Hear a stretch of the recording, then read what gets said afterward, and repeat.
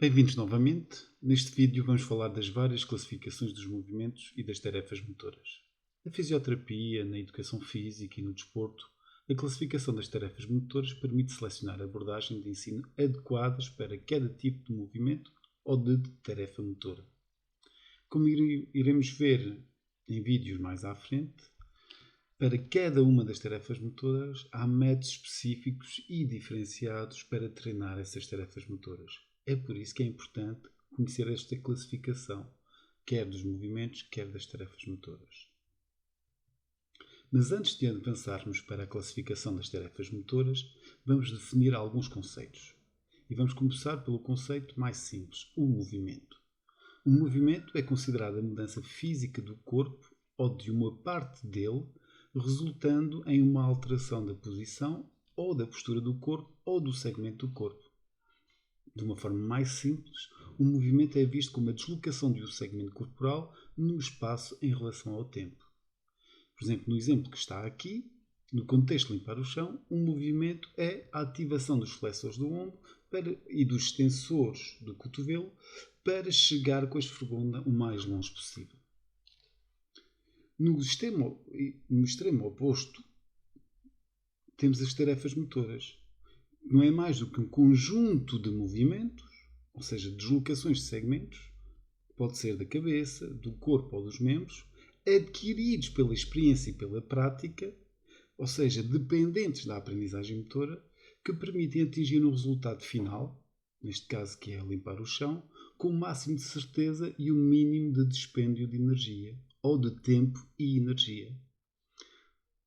Ou seja, uma tarefa motora refere-se a uma atividade específica ou um conjunto de movimentos que uma pessoa executa com um objetivo particular.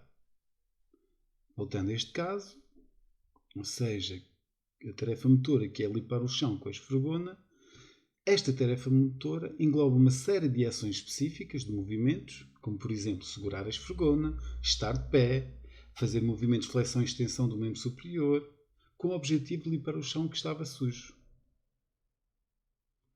Por sua vez, a ação motora é um conjunto coordenado de movimentos que serve para realizar uma parte específica de uma tarefa motora. Ou seja, é uma unidade mais básica, mais básica da tarefa motora, mas um pouco mais complexa em relação ao movimento. Muitas vezes na literatura é definida a ação motora como uma componente específica de uma tarefa motora. Ou por vezes também é utilizada como sinónimo de tarefa motora.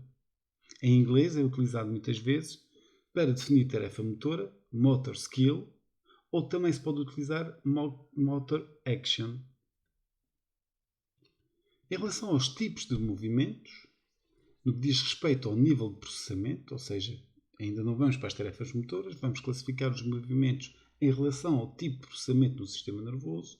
Temos do mais simples para o mais complexo, os reflexos como a unidade mais simples de movimento, e depois podemos ter movimentos automáticos ou voluntários.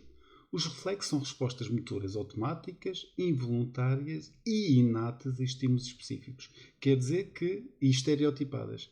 Isto quer dizer que todos nós nascemos com estes circuitos definidos geneticamente, em que há uma resposta automática inata a determinado estímulo. Esses movimentos são desencadeados de uma forma rápida e sem envolvimento consciente do cérebro, apesar do cérebro poder modelar os reflexos. Um exemplo comum é o reflexo de retirada. Por exemplo, quando eu chego a minha mão ao pé de uma fonte de calor, a tendência, ou seja, a resposta, é retirar a mão rapidamente.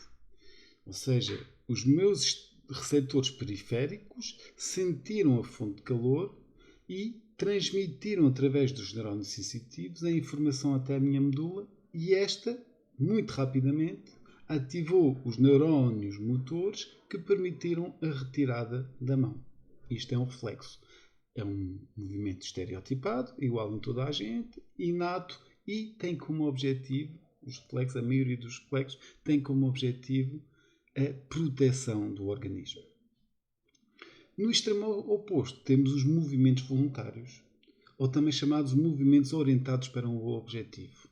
Os movimentos orientados para um objetivo ou voluntários são aqueles que envolvem uma intenção consciente e voluntários e são controlados pelo córtex cerebral ou pelas estruturas subcorticais. Neste tipo de movimento, o cérebro planeia, coordena e executa a ação com base em informações sensoriais e objetivos bem definidos. Um exemplo, por exemplo, é pegar num objeto com a mão. Aqui o cérebro vai selecionar a melhor estratégia para agarrar o objeto com base no seu tamanho, na sua forma, no seu peso e com base no envolvente do ambiente. Por último, temos um tipo de movimentos intermédio que são chamados movimentos automáticos. Os movimentos automáticos não são mais do que ações motoras ou tarefas motoras que foram praticadas repetidamente até se tornarem quase automáticas, ou seja, permitindo que sejam executadas com um esforço mínimo de pensamento consciente. São exemplos desses movimentos automáticos o andar, o correr, o andar de bicicleta, o conduzir. Ou seja, com a prática destas tarefas motoras, estes movimentos são processados em níveis mais baixos do sistema nervoso, ou seja, em estruturas subcorticais, tais como os núcleos da base, o cerebelo, o tronco cerebral, o que permite uma execução muito mais fluida e eficiente e libertar o córtex para outras atividades. No que diz respeito à classificação das tarefas motoras, é a classificação dicotómica das tarefas motoras em relação aos seus atributos. E tendo em conta esta classificação, eu posso ter tarefas contínuas ou discretas, tarefas finas ou grosseiras, tarefas de estabilidade ou mobilidade, tarefas realizadas em ambiente aberto ou ambiente fechado e, por último, posso ter tarefas realizadas em circuito aberto ou circuito fechado. As tarefas contínuas e discretas têm como atributo o início e o fim bem determinado. Tarefas contínuas são aquelas em que o movimento não tem um fim ou um início bem distinto. São exemplos a corrida, a natação, o andar de bicicleta, onde os movimentos fluem de uma forma contínua. As tarefas discretas são tarefas com início bem definido. Por exemplo, como lançar uma bola, eu tenho que agarrar a bola e tenho que a soltar da mão. Como bater uma bola de golfe ou saltar, o movimento é separado por unidades distintas. Em relação às tarefas em circuito fechado e circuito aberto, dizemos que as tarefas são em circuito fechado quando essas tarefas precisam de feedback para serem executadas. Ou seja, são tarefas suficientemente lentas que me permitem que durante a execução da tarefa eu receba feedback e adapte o meu movimento em função desse feedback. Tarefas em circuito aberto são tarefas que são realizadas sem necessidade de feedback ou são tarefas em que o movimento é tão rápido, chamados movimentos balísticos, em que não há tempo de processar a informação de feedback. São também chamadas de tarefas realizadas em feed-forward, em pré-programação. Em relação ao ambiente, podemos dizer que as tarefas são realizadas em ambiente aberto quando o espaço onde é realizada a tarefa muda constantemente, existindo uma adaptação e uma tomada de decisão rápida em relação àquilo que se passa no ambiente. Tarefas em ambiente fechado são tarefas que são realizadas num ambiente controlado, onde os elementos do ambiente não variam significativamente. Por exemplo, um exemplo disso é quando se realiza um tratamento de fisioterapia num gabinete em que só há um utente e o fisioterapeuta. Tarefas finas e grosseiras têm como atributo o tipo de músculos e movimentos envolvidos.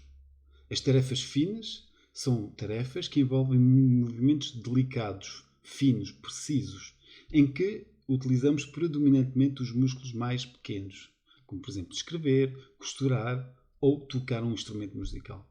Tarefas grosseiras são aquelas que envolvem movimentos amplos em que há a utilização de grandes grupos musculares, como por exemplo correr, saltar ou levantar pesos. Por último, tarefas de estabilidade e mobilidade. Dizemos que as tarefas são tarefas de estabilidade quando são tarefas que envolvem a manutenção de uma postura estável, sem grande variação da tarefa, em que o centro de gravidade, a base de sustentação, Não há deslocação da base de sustentação. Tarefas de mobilidade é quando há um deslocamento da base de sustentação, como por exemplo saltar ou virar-se. Por fim, deixo aqui mais uma vez algumas perguntas que vos poderão ajudar a consolidar estes conteúdos. Muito obrigado pela vossa atenção. Espero que tenham gostado do vídeo e não se esqueçam de subscrever o canal.